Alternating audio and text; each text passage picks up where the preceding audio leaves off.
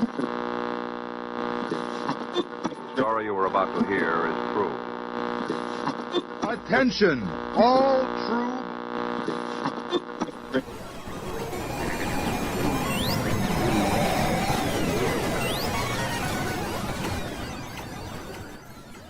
She's alive! Alive!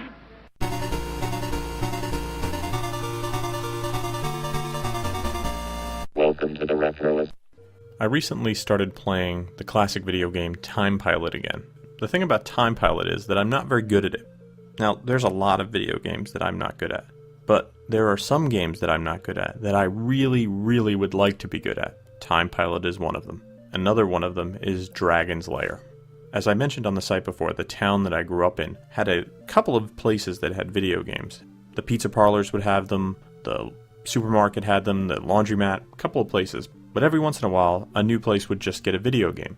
Across town from where I lived, there was a video store that opened. And there was one video store already in town that everybody went to, so this new one opened, everybody got excited, everybody joined. This is back when you actually paid to join a video rental store and then paid to rent them.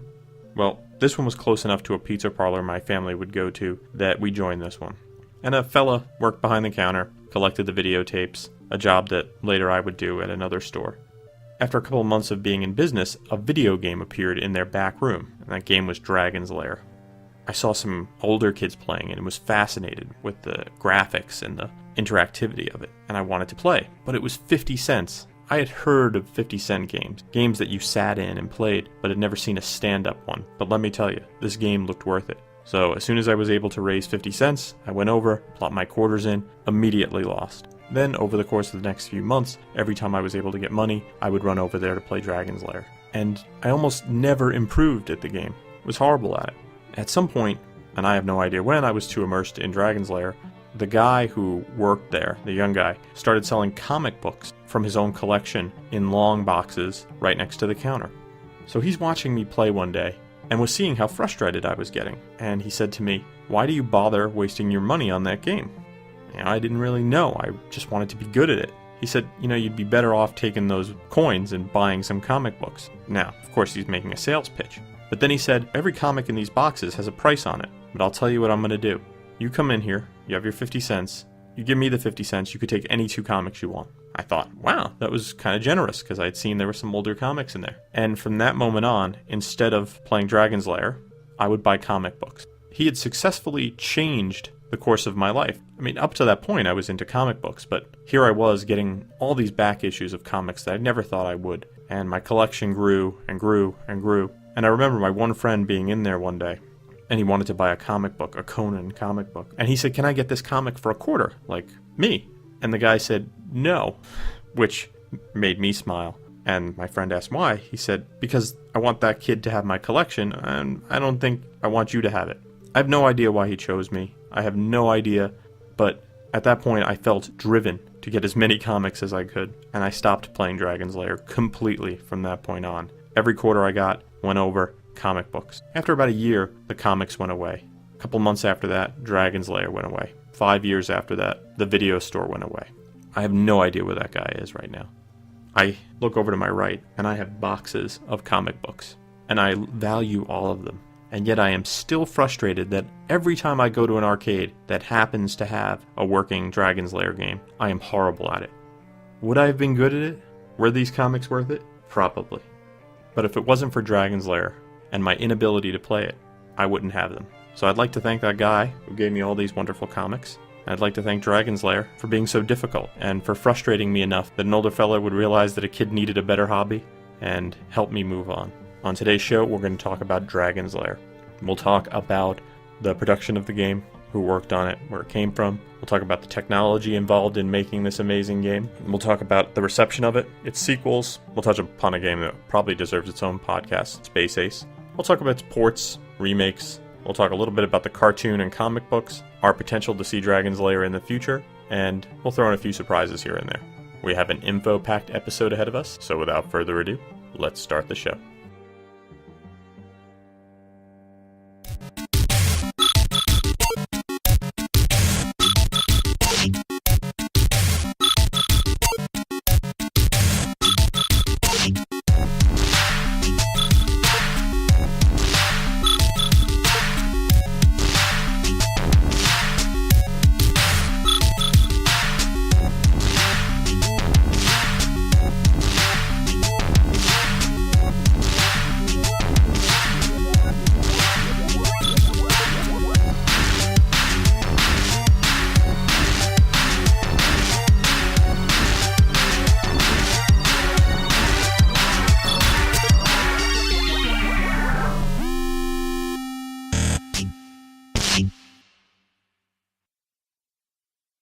For those not in the know about Dragon's Lair, it's about a hero named Dirk the Daring who attempts to rescue Princess Daphne from the evil dragon Singe. The game is not your typical video game from the era. When you see it back then, or even now, it kind of blows your mind because the graphics are sort of what we called in those days Disney style, just really detailed and amazing. And we'll talk about why that is in a bit. But in the game, you basically have to execute a series of moves by pushing the joystick or pressing a sword button with the correct timing. If you do that, you move on to the next scene. If you don't, you get these unusual death scenes. And I saw a lot of those death scenes. If you've never been lucky enough to be in an arcade that had Dragon's Lair, it had a really great attract mode that turned heads. It went a little something like this. Dragon's Lair, the fantasy adventure where you become a valiant knight on a quest to rescue the fair princess from the clutches of an evil dragon. You control the actions of a daring adventurer finding his way through the castle of a dark wizard who has enchanted it with treacherous monsters and obstacles. In the mysterious caverns below the castle, your odyssey continues against the awesome forces that oppose your efforts to reach the Dragon's Lair. Lead on, adventurer. Your quest awaits. The game began as a concept by Rick Dyer, who was inspired by the text game Adventure to make a game that he dubbed the Fantasy Machine. Now, this invention went through a couple of incarnations, starting as a simple computer using paper tape, and it had illustrations and text, to a video disc containing still images and narration. And in that version, you played a graphic adventure called Secret of the Lost Woods. Now, Dyer tried to sell this to a whole bunch of people, and nobody was buying. Then I read that he went and saw a movie that many of you might be familiar with called The Secret of Nim, and realized that he needed higher quality animation and action to bring immersion into the game. So he picked a location from The Secret of the Lost Woods, known as the Dragon's Lair, and decided to build the game around that. Now, Dyer was president of Advanced Microcomputer Systems, which would later become RDI Video Systems, and he had a team of designers create the characters and locations. The art department at Advanced Microcomputer Systems worked on storyboards for each of these to act as a guide, and then it went to final animation. Now, the animation is where it really gets interesting. The game was animated by veteran Disney animator Don Bluth in his studio, and it really was the highest quality animation that anyone had seen in a video game at the time. Now, development of the game was on a very tight budget, and they had a very short development window. It took 7 months to complete and cost $1 million, which is amazing for what you're getting. Because they were on such a tight budget, they couldn't afford to hire real professional voice actors. So, the animators used their own voices for the characters. There was one exception. Michael Rye worked as the narrator in the attract sequence. He's also the narrator in Dragon's Lair 2 and Space Ace, which we'll talk a little bit about later. Princess Daphne, who if you played the game, you have heard her voice, was voiced by a woman named Vera Lamper, who was head of the cleanup department while they were making that game. Please save me! The cage is locked with a key. The dragon keeps it around his neck. Dirk the Daring's voice belongs to film editor Dan Molina. Dan Molina still works in animated films. He most recently worked on Disney's Chicken Little and provided the voice for Fish Out of Water. If you've played the game, you realize that Dirk doesn't speak very much. He does exclaim and shriek often, but he says very few words. And you can probably remember that "uh-oh" that he says. Stuck in my brain. The music and sound effects were scored by EFX Systems in Burbank by Chris Stone. Begin technical overview. You can't talk about an innovative game like Dragon's Lair without touching a little bit about the technology. 2 models of Pioneer Laserdisc players shipped with the game when it first came out, the LD V1000 or the PR7820. The problem was that these often failed. Now, it wasn't because they were bad players, they were good, but Laserdisc players weren't designed to take the strain that Dragon's Lair put on it. They move sort of in a linear, gradual fashion, but Dragon's Lair, with all its jumping, required the laser to move around a lot, and when you move moving parts around often, they tend to break. Dragon's Lair was very popular, so in a short time, often the Laserdisc would break and have to be repaired or replaced. Because of this, it is very rare to find a Dragon's Lair game intact with its original player, and many modern arcade games that you see that are still working have been put together using kits. In America, the game used a single-sided NTSC Laserdisc manufactured by Pioneer, and it was one-sided. And I say it was one-sided because the other side was metal, and it was metal to prevent bending. In Europe, the discs were of course PAL and were manufactured by Atari, and for some reason those ones were not metal backed. And technical overview. When Dragon's Lair hit in the summer of '83, the arcade industry, and video game industry in general, wasn't doing very good. So when it hit arcades, people were excited, and this gave the video game and arcade industry hope that maybe things were going to turn around, that technology would prevail. The game was reported in the news, and there would often be lines leading away from it, which stinks when you're waiting in line and the game breaks down while you're waiting. The familiar din of the video arcade is fading out. Business has dropped in half over the past year, and companies like Atari claim losses of more than $350 million. The slick, swift-paced space games are taking a nosedive, and analysts predict a crunch in the industry by Christmas. The craze has definitely peaked. But there is something completely different that's invading the video emporium these days, and it's a result of the recent marriage between the laser and computer technology. It's pretty amazing to see. So, if your game, let's coin up. Enter the world of the Dragon's Lair. It's big news at most arcades these days because of its unique action. The screen transforms into another dimension, and the player controls the fate of a real character whose quest is to slay the dragon. It's too hard.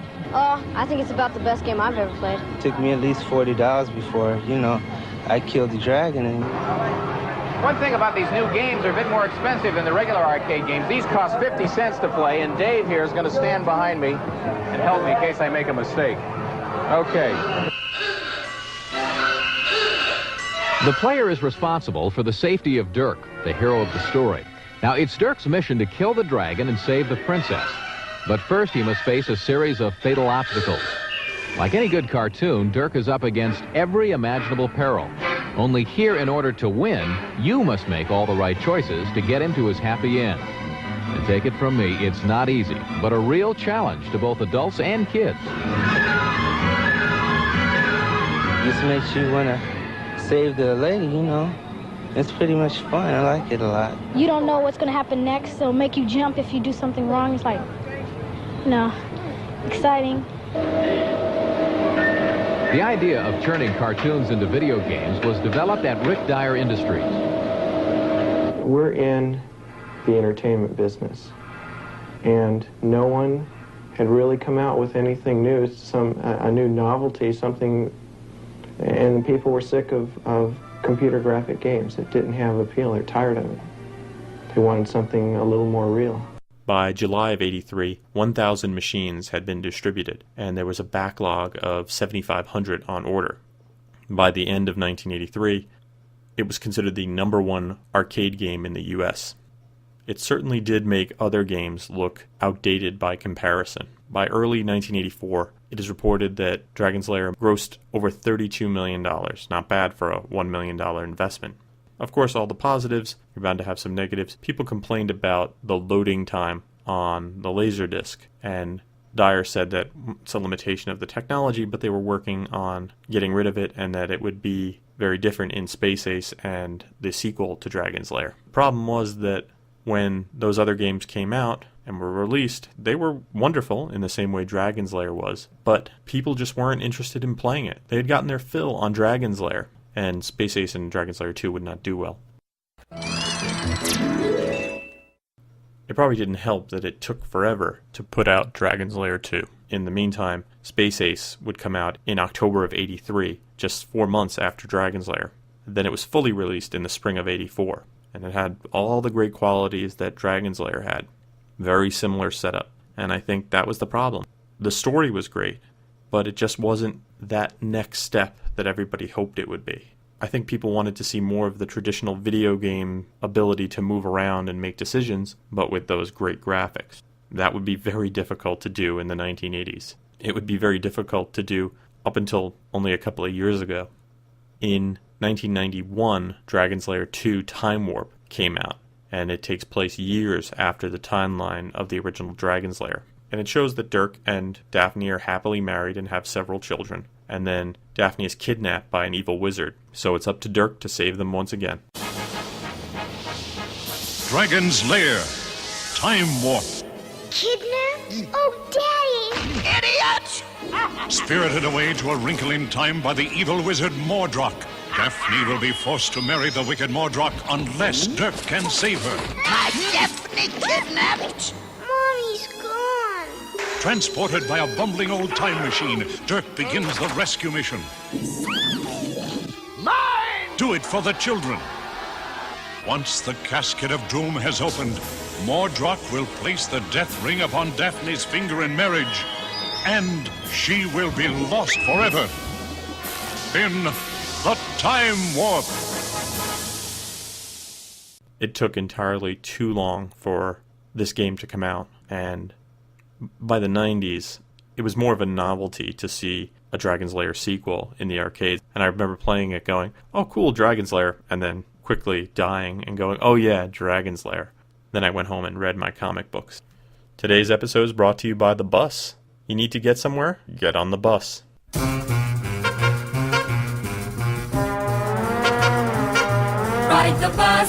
Ride the bus, with friendly neighbors like us. You ride with a professional chauffeur, and you will go for the lack of parking fuss. Convenience on wheels, how great it feels to relax and ride the bus.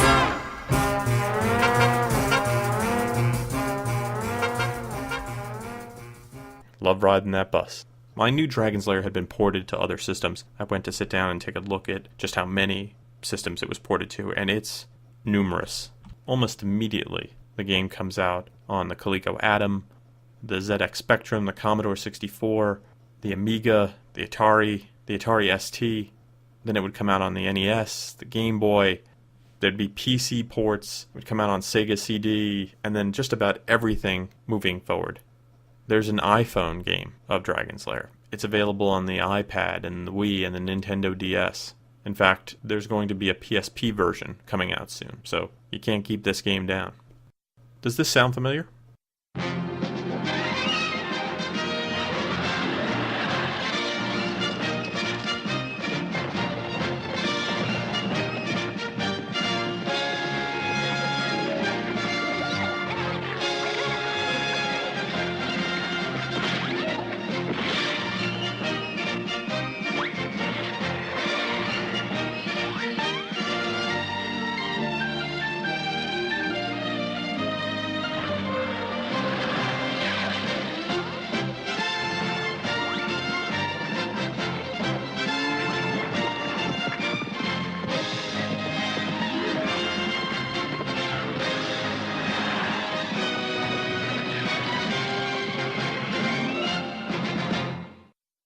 If it does, it's probably because you watched Dragon's Lair, the cartoon produced by Ruby Spears between 1984 and 1985. During that original season, it aired on ABC, and then if you're thinking, well, I wasn't even alive then or wasn't watching TV, you probably saw it on the USA Cartoon Express, all aboard the Cartoon Express, where it would run in the 80s and early 90s.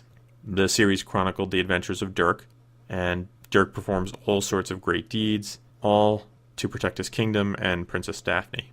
The show didn't run very long, sadly. The show's original run was from September 8th, 1984 to April 27th, 1985, for a total of 13 episodes, each a half hour long. Bob Sarlett played Dirk the Daring. Ellen Gerstle played Princess Daphne. Fred Travellina played King Ethelred. Michael Mish played Timothy. Arthur Burkhardt played Singe. Peter Cullen played Bertram the Horse and Sir Hubert Blunt. And Clyde Revel played the storyteller. And the storyteller would appear before each commercial break and would ask the viewer to solve problems facing Dirk, sort of like you were playing a game. And after the commercial break, the outcome of those choices were shown, and then Dirk would do the correct one, with some exceptions. The bridge or the rope? Or is there another way across?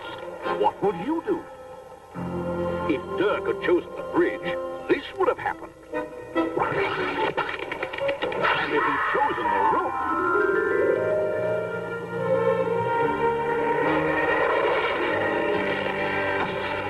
Oh, no!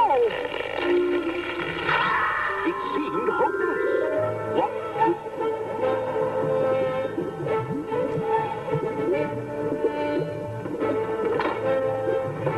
I'm coming, Daphne!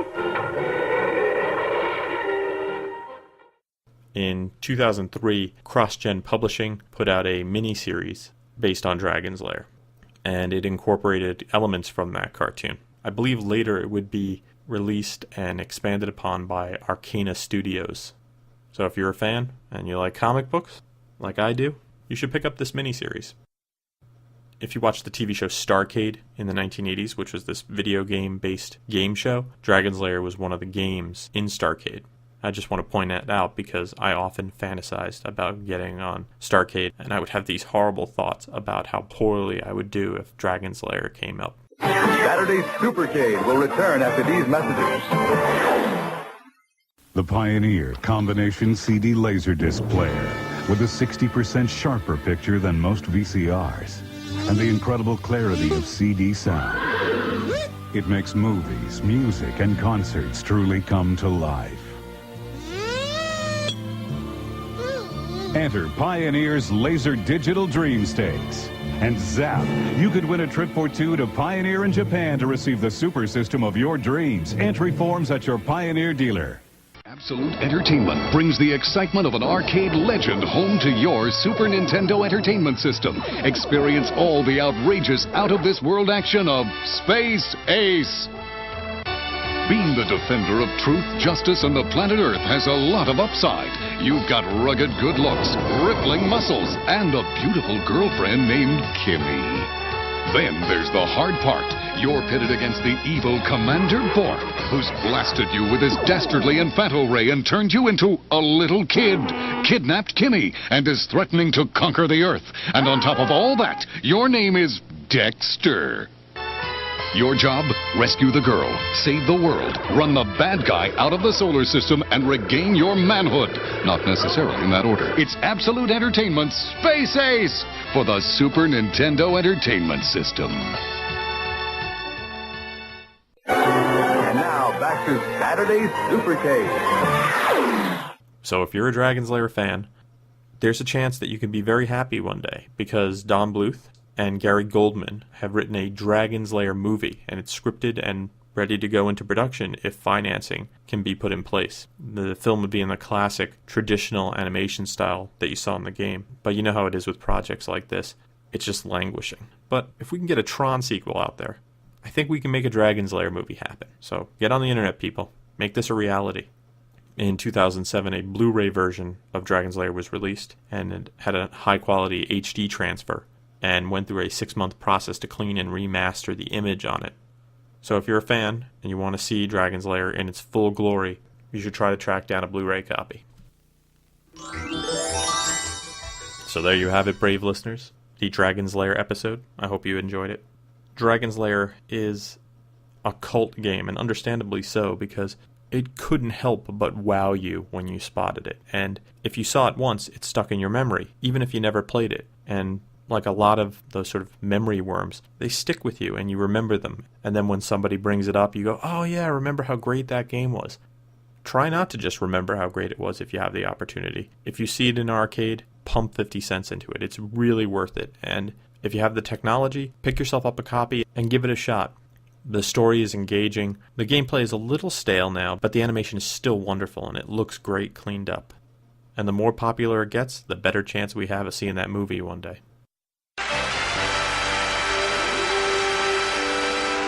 Good evening. Remember when penny arcades were full of pinball machines? Then came the era of computer games like Space Invaders or Pac-Man. Now there's a revolutionary new kind of game made possible by a breakthrough in laser disc technology. It's called Dragon's Lair, and it lets you control the actions of a character through a beautifully animated three-dimensional adventure.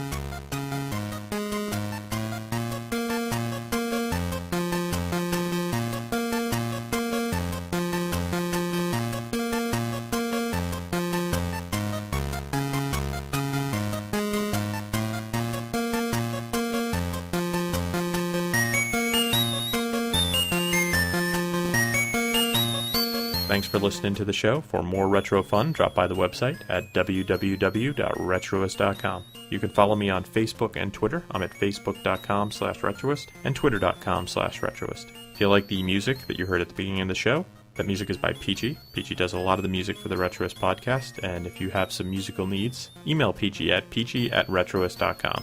If you like classic gaming, we have a game review site, games.retroist.com. We also have a game room challenge that is run by Vic Sage on the Xbox Live Arcade on a regular basis. We just finished our first challenge. If you'd like to be involved in the Xbox Live challenge, just friend Vic Sage on Xbox Live. His handle is Unicron2005. It's a lot of fun. Thanks for listening to the show, and I hope you have a great weekend.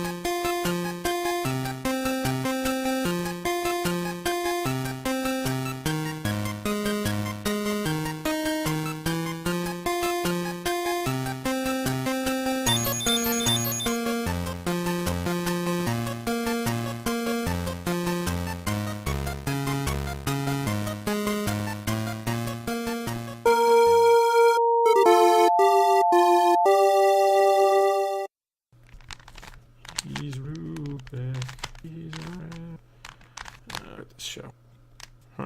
Finished yellow. This has been a Retroist production. Goodbye.